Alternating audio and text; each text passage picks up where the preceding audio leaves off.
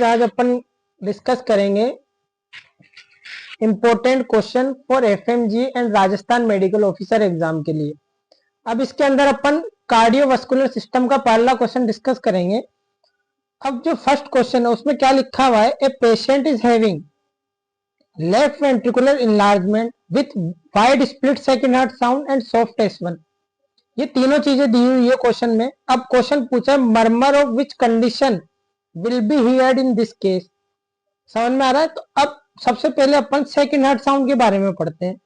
Second heart sound कब produce होती है? ये प्रोड्यूस होती है when aortic and pulmonic valve close होते हैं। एओर्टिक एंड पल्मोनिक वाल्व जब क्लोज होंगे तो उनकी वजह से जो साउंड प्रोड्यूस होगी वो साउंड होगी S2 साउंड। अब S2 साउंड के दो कंपोनेंट होते हैं, A2 और P2। तो एओर्टिक और पल्मोनिक वाल्व जब क्लोज होंगे तो साउंड प्रोड्यूस होगी सेकंड हार्ट साउंड। अब इसके दो कंपोनेंट होते हैं A2 एंड P2। A2 का मतलब क्या है? A2 का मतलब है sound when aortic valve close. जब एओर्टिक वाल्व क्लोज होगा तो A2 साउंड प्रोड्यूस होगी और जब पल्मोनिक वाल्व क्लोज होगा तो P2 साउंड प्रोड्यूस होगी। तो इन दोनों को जब कंबाइन करते हैं तो S2 साउंड कहलाती है। अब A2 और P2 के बीच में गैप होता है। एओर्टिक वाल्व जब क्लोज होता है और पल्मोनिक वाल्व जब क्लोज होता है तो दोनों के बीच में एक गैप होता है। समझ में आ रहा है?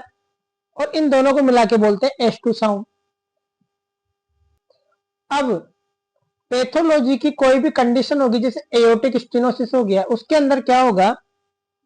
जब एओर्टिक स्टेनोसिस होगा तो इसका जो ल्यूमन है, एओर्टिक स्टेनोसिस में जो एओर्टिक वाल्व का ल्यूमन है वो हो जाएगा नैरो।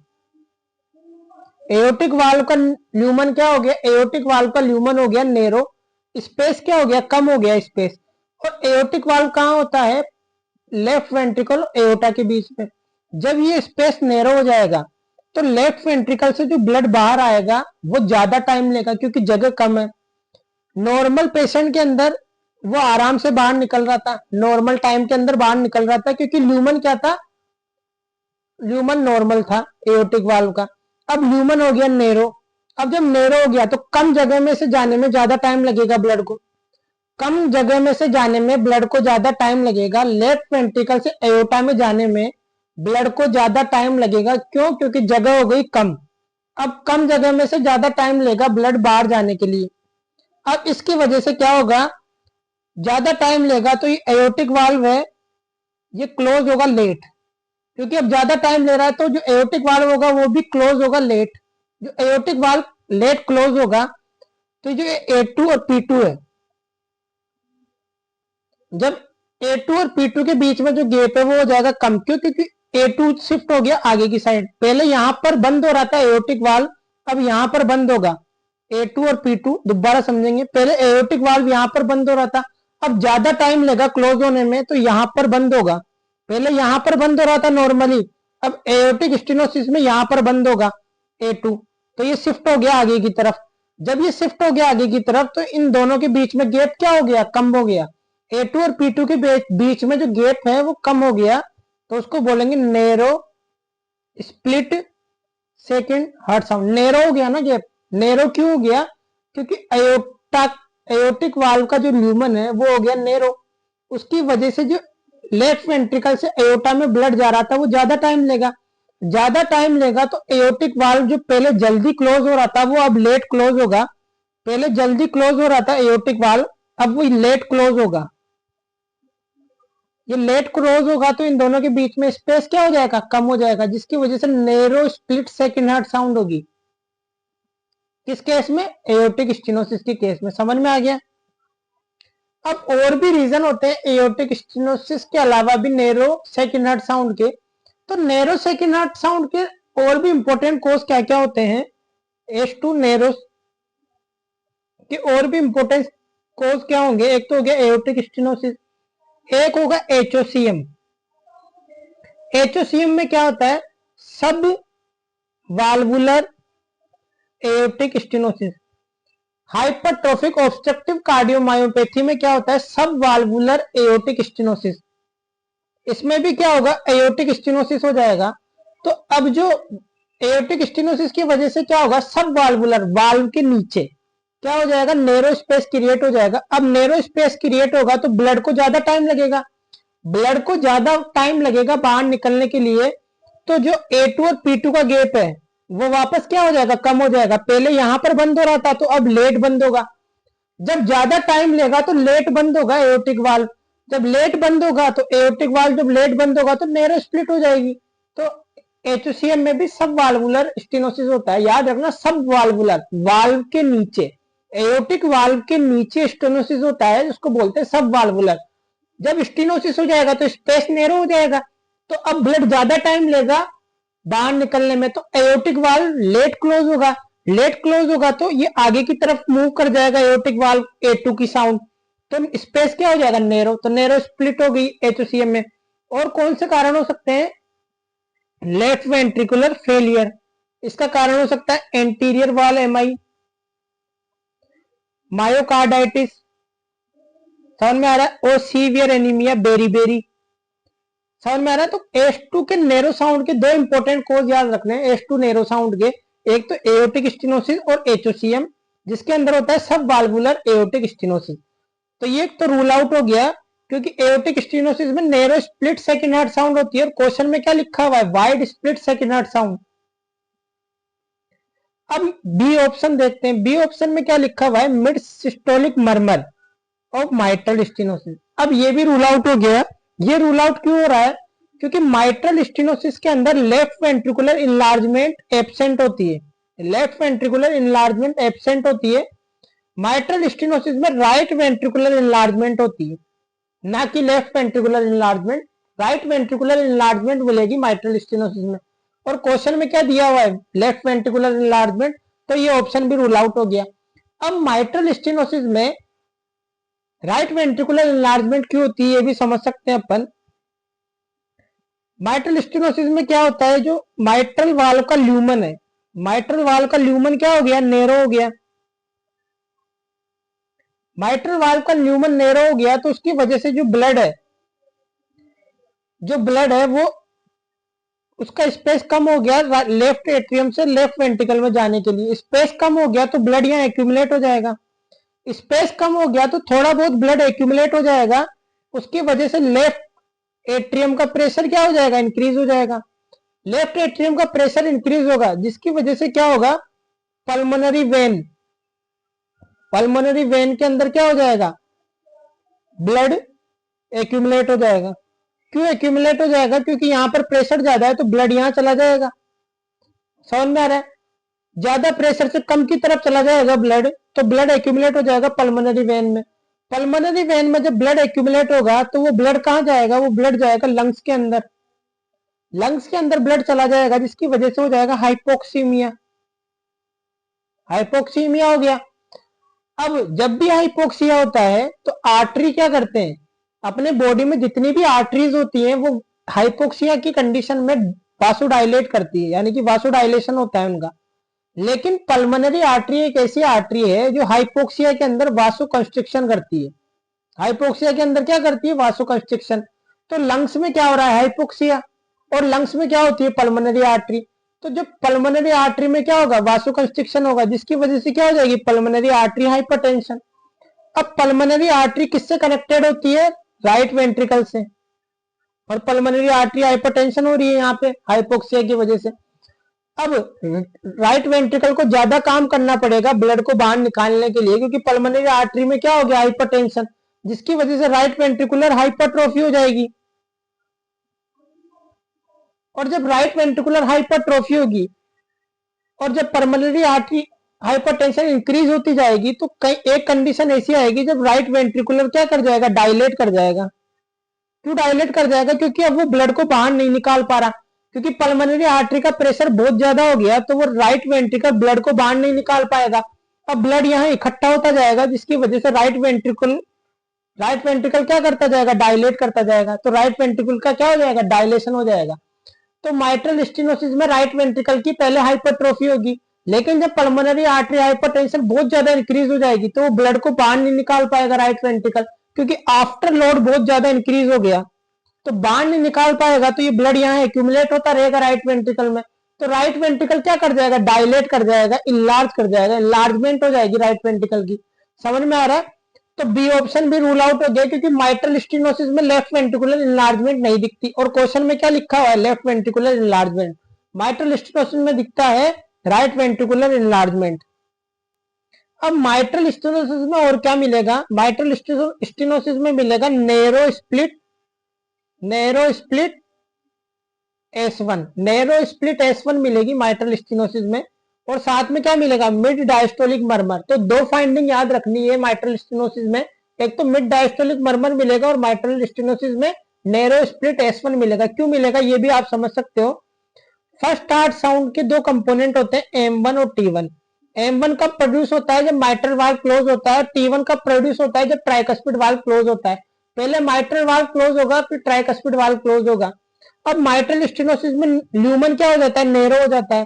जब ल्यूमन नैरो होगा, जब ल्यूमन नैरो होगा तो लेफ्ट एट्रियम से लेफ्ट वेंट्रिकल में ब्लड जाने में ज्यादा टाइम लगेगा।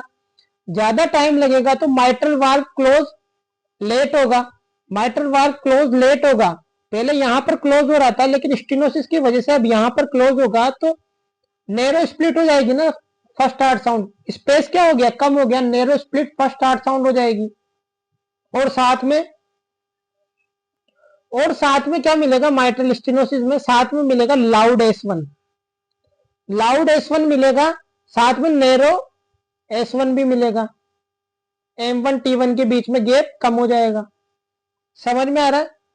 लेकिन जब माइट्रल स्टेनोसिस में कैल्सिफाइड माइट्रल स्टेनोसिस लिखा हुआ होगा, उस केस में सॉफ्ट S1 मिलेगा। तो ये याद रखना, कैल्सिफाइड माइट्रल स्टेनोसिस में सॉफ्ट S1 मिलता है और नॉर्मल माइट्रल स्टेनोसिस में लाउड S1 मिलता है। ये एम्स का क्वेश्चन है। समझ में आ गया? अब सी ऑप्शन देखते हैं माइट्रल रिगर्जिटेशन का। माइट्रल रिगर्जिटेशन में क्या होता है,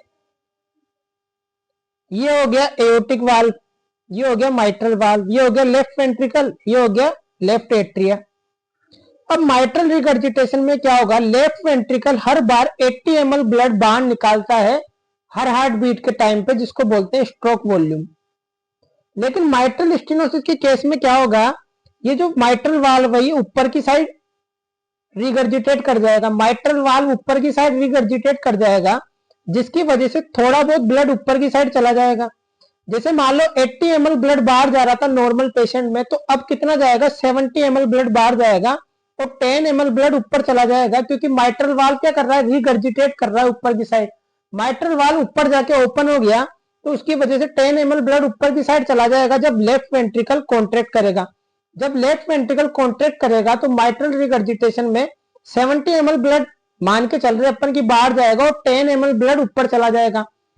तो अब जो बाहर निकल रहा है वो ब्लड, जो ब्लड बाहर निकल रहा है वो क्या हो गया, कम हो गया, उसका अमाउंट क्या हो गया, कम हो गया, अमाउंट कम हो गया।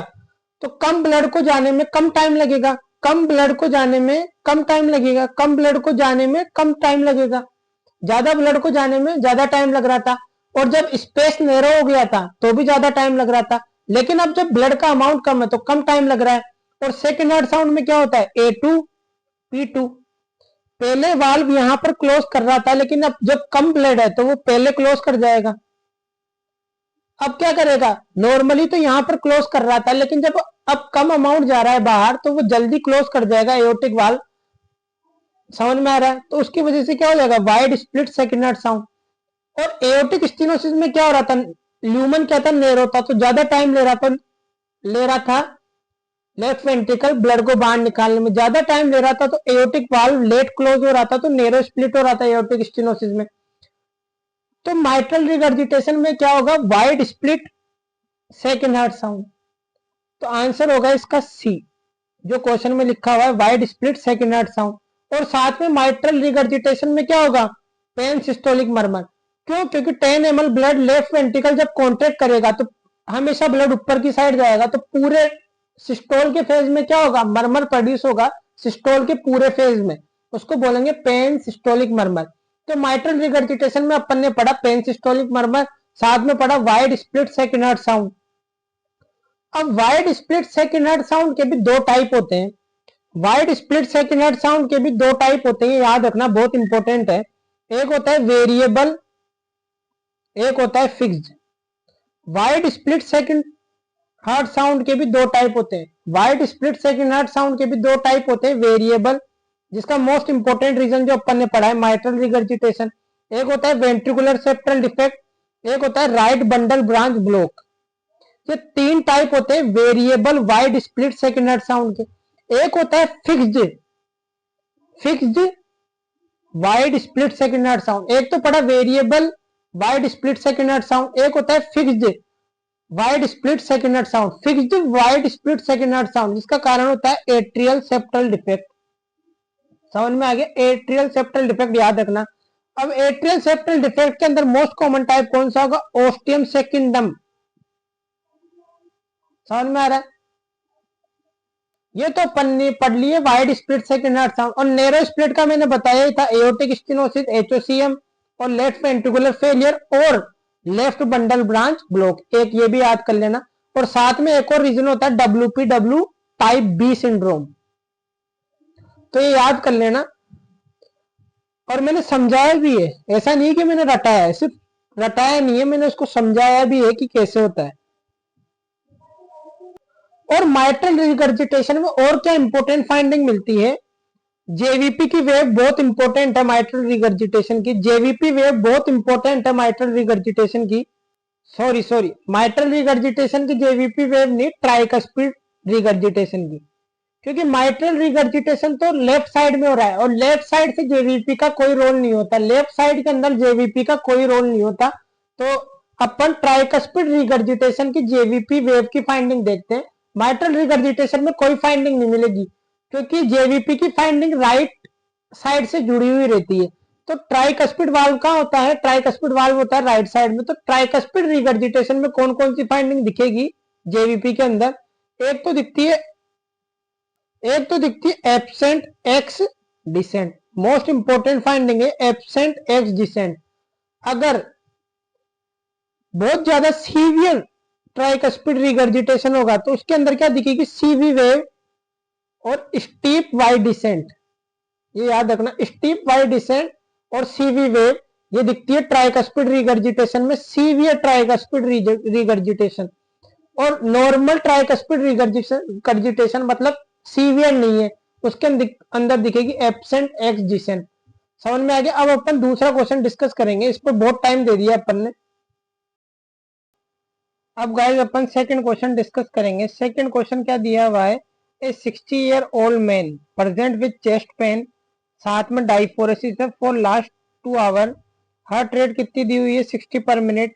और बीपी दी हुई है 80/60, यानी कि हाइपोटेंशन है पेशेंट को। साथ में हार्ट रेट भी कम है तो ब्रेडिकार्डिया है। और साथ में क्या दी हुई है? ईसीजी दी हुई है। ईसीजी के अंदर क्या दिख रहा है? टिपिकल फाइंडिंग दिख रही है एमआई की। एसटी एलिवेशन दिख रहा है लीड 2 और लीड एवीएफ के अंदर। लीड 2, लीड 3 और लीड एवीएफ के अंदर क्या दिख रहा है? लीड 2, 3 और एवीएफ के अंदर क्या दिख रहा है? ST elevation. और रेसिप्रोकल चेन दिख रहा है एवीएल के अंदर। रेसिप्रोकल चेन का मतलब है एसटी डिप्रेशन दिख रहा है लीड एवीएल के अंदर। तो लीड 2, लीड 3 और लीड एवीएफ में एसटी एलिवेशन है और रेसिप्रोकल चेन दिख रहा है किसके अंदर? लीड एवीएल के अंदर। और ये फाइंडिंग किसमें मिलती है? इंफीरियर वॉल एमआई में। और इंफीरियर वॉल एमआई में कौन सी आर्टरी ब्लॉक होती है? राइट कोरोनरी आर्टरी ब्लॉक हो जाती है। तो ये अपन ने पढ़ लिया लीड 2, लीड 3 और लीड एवीएफ में एसटी एलिवेशन है, साथ में रेसिप्रोकल चेंज दिख रहा है किसके अंदर? लीड एवीएल के अंदर। ये टिपिकल फाइंडिंग है इंफीरियर वॉल एमआई की। और इंफीरियर वॉल एमआई में और क्या मिलता है पेशेंट के अंदर? साथ में हाइपोटेंशन भी मिलेगी और ब्रेडिकार्डिया भी मिलेगा। और क्वेश्चन के अंदर लिखा हुआ है हार्ट रेट 60 पर मिनट है और बीपी कितनी है? 80/60। अब इस केस के अंदर क्या देंगे अपन पेशेंट को, ये देखते हैं। अब ऑप्शन देखते हैं क्या देंगे। पहला ऑप्शन है नाइट्रेट। नाइट्रेट क्या होंगे? कॉन्ट्रा इंडिकेटेड होंगे इंफीरियर वॉल एमआई में, क्योंकि साथ में क्या दिया हुआ है? हाइपोटेंशन दिया हुआ है।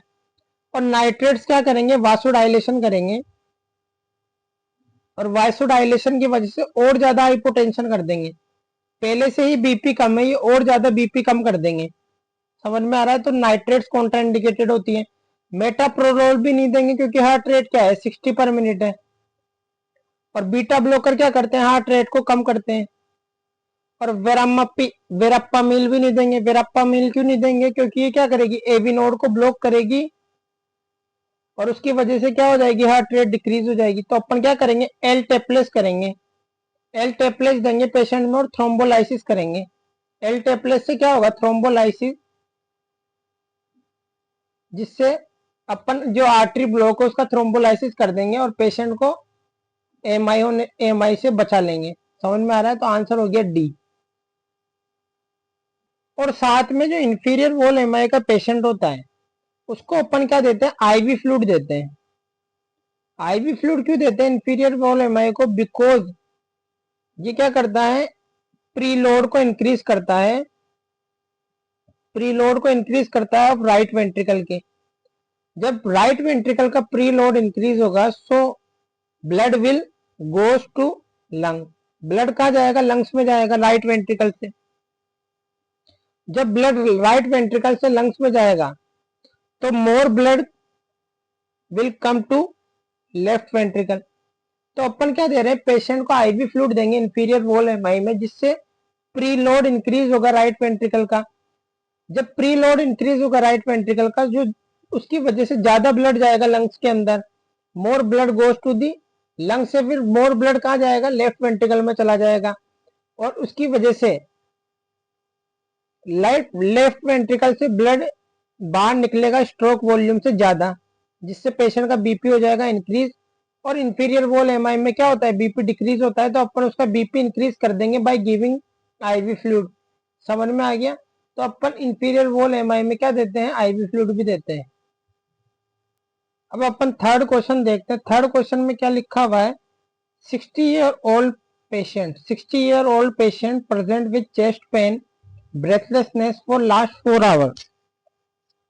His vitals are heart rate 90 per minute, BP 180 by 100, BP higher side पे, BP इंक्रीज हो रहा है, SpO2 भी क्या है 94 है, नॉर्मल है। और हार्ट रेट क्या है, हार्ट रेट भी थोड़ी सी ज्यादा है। His ECG is given below. Which of the following is the correct step in treatment of the patient? अब ECG देखते हैं अपन।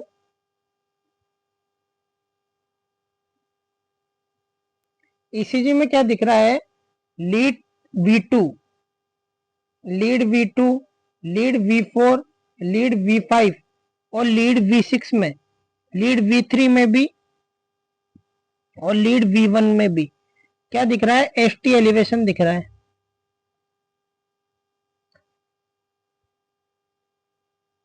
तो lead V1, V2, V3, V4, V5 और V6 में क्या दिख रहा है, ST एलिवेशन दिख रहा है। और ST एलिवेशन कैसा दिख रहा है, ST एलिवेशन कैसा दिख रहा है, convex upward, convex upward, convex upward, convex upward direction में कैसा है, कॉन्वेक्स है। ये किसमें दिखता है, ST elevation convex upward direction में ये दिखता है एक्यूट एमआई के अंदर, मायोकार्डियल इन्फाक्शन में। और जब ST एलिवेशन V1 से V6 में मिलेगा इन एमआई, उसको बोलेंगे एक्सटेंसिव एंटीरियर वॉल एमआई। समझ में आ रहा है, एक्सटेंसिव एंटीरियर वॉल एमआई। अब अपन और भी चीजें डिस्कस करते हैं। जब ST एलिवेशन लीड V1 और V2 में मिलता है तो उसको बोलते हैं सेप्टल एमआई। और जब ST एलिवेशन V3 और V4 में मिलता है उसको बोलते हैं अपन एंटीरियर वॉल एमआई। और जब ST एलिवेशन V5 और V6 में मिलता है उसको बोलते हैं अपन एपिकल एमआई। और जब ST elevation lead 2, lead AVL और लीड 3 में मिलता है उसको बोलते हैं इंफीरियर वॉल एमआई। और लीड 1 और AVL में मिलता है उसको बोलते हैं लेटरल एमआई। और जब ST एलिवेशन V1 से V6 में मिलता है उसको बोलते हैं एक्सटेंसिव एंटीरियर वॉल एमआई। समझ में आ गया?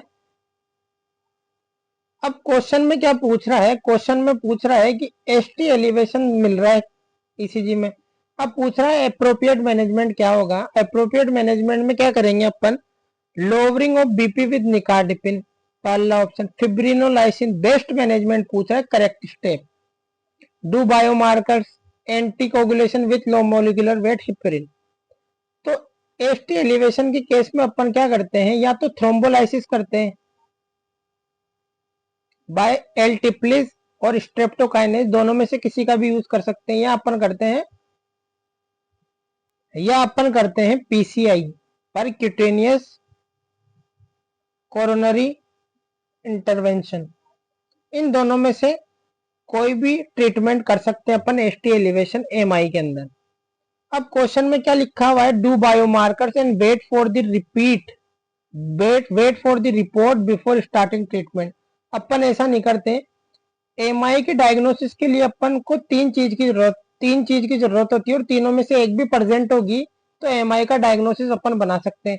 या तो अपन ईसीजी के अंदर एसटी एलिवेशन मिले अपन को, अगर ईसीजी में एसटी एलिवेशन मिल रहा है अपन को, तो अपन को बायोमार्कर्स की जरूरत नहीं है ट्रीटमेंट स्टार्ट करने के लिए। बायोमार्कर्स तो करेंगे अपन, लेकिन अपन को बायोमार्कर्स की जरूरत नहीं है ट्रीटमेंट स्टार्ट करने के लिए। जैसे ही ईसीजी के अंदर एसटी एलिवेशन मिले अपन को, तो अपन क्या कर सकते हैं, ट्रीटमेंट स्टार्ट कर सकते हैं on the basis of ECG finding. अगर ईसीजी फाइंडिंग नॉर्मल है और बायोमार्कर्स एलिवेटेड है, तब भी अपन क्या कर सकते हैं, ट्रीटमेंट स्टार्ट कर सकते हैं। समझ में आ रहा है? और ट्रांस इसोफेजियल इको करेंगे, अगर उसके अंदर भी एबनॉर्मल फाइंडिंग आ रही है तो भी अपन ट्रीटमेंट स्टार्ट कर सकते हैं। तो तीनों में से किसी में भी अगर रिपोर्ट में एसटी एलिवेशन आ रहा है तो अपन ट्रीटमेंट स्टार्ट कर सकते हैं, वेट करने की जरूरत नहीं होती अपन को। तो अपन को बायोमार्कर्स की रिपोर्ट की जरूरत नहीं है ट्रीटमेंट स्टार्ट करने के लिए। अपन बायोमार्कर्स करेंगे, लेकिन अगर ईसीजी में एसटी एलिवेशन दिख रहा है तो अपन डायरेक्ट ट्रीटमेंट स्टार्ट कर सकते हैं एसटी एलिवेशन का थ्रोम्बोलाइसिस करके। और लोअरिंग ऑफ बीपी करने की जरूरत नहीं है, पहले अपन पेशेंट के वाइटल्स को स्टेबल करने की जरूरत नहीं है, अपन को पहले पेशेंट की जान बचानी जरूरी है।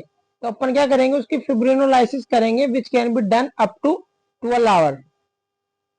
तो जब भी एमआई का केस होगा तो एक तो होता है door to needle time. Door to needle time का मतलब क्या है, कि जब पेशेंट हॉस्पिटल में आया और उसको एमआई हुआ, हॉस्पिटल में आने के कितनी देर बाद अपन उसका ट्रीटमेंट स्टार्ट करेंगे, तो डोर टू निडल टाइम होता है लेस देन 30 मिनट। मतलब पेशेंट हॉस्पिटल में आ गया, अपन को पता लग गया पेशेंट को एमआई है, तो विद इन 30 मिनट अपन को उसका ट्रीटमेंट स्टार्ट करना पड़ेगा। समझ में आ गया? एक होता है एमआई के अंदर विंडो पीरियड। विंडो पीरियड का मतलब क्या होता है, कि सिम्टम से टाइम को कैलकुलेट करते हैं। मतलब सिम्टम आने की कितनी देर बाद तक अपन ट्रीटमेंट कर सकते हैं पेशेंट का। तो एमआई के सिम्टम आने के 12 घंटे तक अपन एमआई का ट्रीटमेंट कर सकते हैं। सिम्टम आने के 12 घंटे तक अपन एमआई का ट्रीटमेंट कर सकते हैं। जैसे मान लो पेशेंट को चेस्ट पेन हुआ 12 घंटे पहले, तो अपन उसका 12 घंटे तक ट्रीटमेंट कर सकते हैं थ्रू थ्रोम्बोलाइसिस या परक्यूटेनियस कोरोनरी इंटरवेंशन। इन दोनों ट्रीटमेंट के थ्रू अपन पेशेंट का ट्रीटमेंट कर सकते हैं देन अप टू 12 आवर। ये हो गया विंडो पीरियड। तो विंडो पीरियड और डोर टू नीडल टाइम अलग अलग होते हैं। विंडो पीरियड का मतलब है सिम्टम ऑनसेट से लेकर कब तक अपन ट्रीटमेंट कर सकते हैं, तो ये इसका टाइम पीरियड हो गया 12 आवर। और स्ट्रोक के लिए विंडो पीरियड कितना होता है, 4.5 आवर। स्ट्रोक के लिए 4.5 आवर होता है विंडो पीरियड। समझ में आ रहा है? अब एक और क्वेश्चन देखते हैं अपन, DC shock is contraindicated in which of the following condition. ये तो बहुत ही इंपॉर्टेंट और बहुत ही इजी क्वेश्चन है कि डीसी शॉक किसके अंदर कॉन्ट्रा इंडिकेटेड होता है। पल्सलेस वेंट्रिकुलर टेकिकार्डिया, इसके अंदर तो treatment of choice he DC shock होता है। पल्सलेस इलेक्ट्रिकल एक्टिविटी, इसके अंदर अपन डीसी शॉक नहीं देते, ये कॉन्ट्रा इंडिकेशन होता है डीसी शॉक का। अब पल्सलेस इलेक्ट्रिकल एक्टिविटी के एग्जांपल क्या क्या होते हैं, एसिस्टोल, टेंशन न्यूमोथोरेक्स और कार्डियक टेम्पोनाड। सी है पीएसवीटी, पॉलीमॉर्फिक वेंट्रिकुलर टेकिकार्डिया। अब पीएसवीटी के अंदर क्या होता है ये भी समझ लो। पीएसवीटी के अंदर क्या होता है, अगर सिस्टोलिक बीपी मोर देन 90 है तो अपन क्या करेंगे, कार्डियक मसाज करेंगे, साथ में एडिनोसिन देंगे। समझ में आ रहा है? और फिर भी अगर पेशेंट सही नहीं होता, अगर उसके सिम्टम सही नहीं होते, तो फिर अपन देंगे सिंक्रोनाइज डीसी शॉक, जिसको बोलते हैं अपन कार्डियो वर्जन। अगर पेशेंट का बीपी पीएसवीटी में लेस देन 90 है, तो अपन डायरेक्ट क्या देंगे, सिंक्रोनाइज डीसी शॉक, जिसको बोलते हैं कार्डियो वर्जन। तो पीएसवीटी के केस में क्या करेंगे, अगर सिस्टोलिक बीपी 90 से ज्यादा है, तो अपन कैरोटिड मसाज करेंगे, कार्डियक मसाज बोलते हैं इसको, कैरोटिड मसाज करेंगे, और फिर आईवी एडिनोसिन देंगे। अगर फिर भी पेशेंट सही नहीं होता, तो उसको अपन सिंक्रोनाइज डीसी शॉक देंगे, जिसको बोलते हैं कार्डियो वर्जन। अगर पेशेंट का बीपी लेस देन 90 है पीएसवीटी में, तो अपन वेट नहीं करेंगे मसाज वसाज का, अपन डायरेक्ट क्या देंगे, सिंक्रोनाइज डीसी शॉक देंगे। अब कहीं अब कईयों को ये कंफ्यूजन होता है कि कार्डियो वर्जन और डिफिब्रिलेटर क्या होता है, कार्डियो वर्जन और डिफिब्रिलेटर क्या होता है, कईयों को ये नॉलेज नहीं होती कि कार्डियो वर्जन और डिफिब्रिलेटर में क्या डिफरेंस होता है। कार्डियो वर्जन का मतलब होता है जब सिंक्रोनाइज डीसी शॉक दिया जाए। सिंक्रोनाइज डीसी शॉक का मतलब है ये पी वेव है, ये क्यूआरएस कॉम्प्लेक्स है, और ये टी वेव है। जब अपन डीसी शॉक देंगे पेशेंट को विथ एवरी क्यूआरएस कॉम्प्लेक्स के बाद, एवरी क्यूआरएस कॉम्प्लेक्स के बाद अगर पेशेंट को अपन डीसी शॉक देखते हैं, तो वो होता है सिंक्रोनाइज डीसी शॉक। मतलब एवरी क्यूआरएस कॉम्प्लेक्स के साथ अगर पेशेंट को अपन डीसी शॉक देंगे, तो उसको बोलेंगे सिंक्रोनाइज डीसी शॉक, जिसको बोलते हैं कार्डियो वर्जन। लेकिन कई ऐसी कंडीशन होती है जिसमें क्यूआरएस कॉम्प्लेक्स होता ही नहीं है, जैसे कि वेंट्रिकुलर फिब्रिलेशन। वेंट्रिकुलर फिब्रिलेशन की कंडीशन में क्यूआरएस कॉम्प्लेक्स दिखता ही नहीं है अपन को, तो अपन क्या देंगे, नॉन सिंक्रोनाइज डीसी शॉक, जिसको बोलते हैं अपन डिफिब्रिलेटर। समझ में आ रहा है। अब अपन डिफिब्रिलेटर का यूज कहाँ करते हैं, एक तो करते हैं पीवीटी, पल्सलेस वेंट्रिकुलर टेकिकार्डिया, और एक वेंट्रिकुलर फिब्रिलेशन, जिसके अंदर क्यूआरएस कॉम्प्लेक्स दिखता ही नहीं है अपन को, तो अपन एवरी क्यूआरएस कॉम्प्लेक्स के साथ में डीसी शॉक नहीं दे पाएंगे, तो नॉन सिंक्रोनाइज डीसी शॉक होगा, जिसको बोलेंगे डिफिब्रिलेटर। तो इसका एग्जांपल हो गया पल्सलेस वेंट्रिकुलर टेकिकार्डिया, पीवीटी और वेंट्रिकुलर फिब्रिलेशन। और बाकी जितनी भी कंडीशन होती है, ये दो कंडीशन याद रख लो जिसमें डिफिब्रिलेटर का यूज करते हैं, और बाकी जितनी भी कंडीशन होगी उसके अंदर अपन क्या करेंगे, कार्डियो वर्जन करेंगे। अब अपन एक और क्वेश्चन देखते हैं। इस क्वेश्चन में क्या लिखा हुआ है, BP higher in lower limbs as compare to the upper limbs with difference of exceeding more than 20 mmHg seen which of the following condition. अब जब भी अपने दिमाग में ये चीज आती है कि डिफरेंस दिया हुआ है बीपी का अपर लिम एंड लोअर लिम, तो अपन क्या आंसर टिक करते हैं, कोक्टेशन ऑफ अरोटा। जब भी अपन को क्वेश्चन में दिखता है कि डिफरेंस दिया हुआ है ब्लड प्रेशर का अपर लिम और लोअर लिम में, तो अपन आंसर करते हैं कोक्टेशन ऑफ अयोटा। लेकिन अपन इसको समझेंगे कि कोक्टेशन ऑफ अयोटा के अंदर क्या होता है, यहाँ पर नेरोविंग हो जाती है अयोटा की, कोक्टेशन की वजह से नेरोविंग हो जाती है अयोटा की, तो लोअर लिम में क्या जाएगा, ब्लड कम जाएगा, लोअर लिम में ब्लड क्या जाएगा, कम जाएगा, कोक्टेशन ऑफ एयोटा की वजह से।